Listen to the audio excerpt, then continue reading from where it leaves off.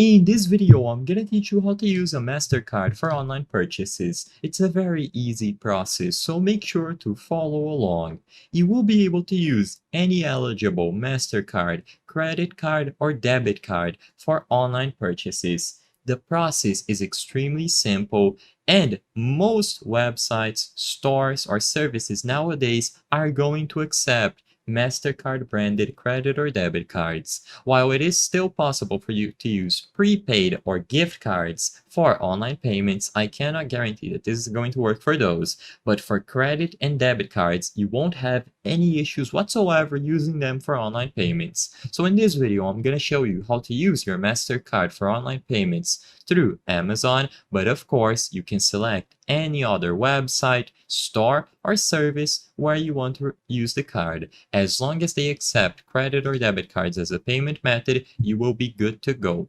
So in this video, I went ahead and I added this e-gift card to my shopping cart as an example. You can add literally anything else. All that you have to do is proceed to checkout, and under the default payment methods, if the option to use a credit or a debit card is available, this is what you have to select. As you can see, for Amazon, they have MasterCard listed as an option here. And like most other websites, they will also be accepted there. All that you have to do now is input the card number, the full name on the card, the expiration date, and the security code that usually is a 3-digit number at the back of the card. For American Express cards, it is going to be a 4-digit number on the front of the card instead.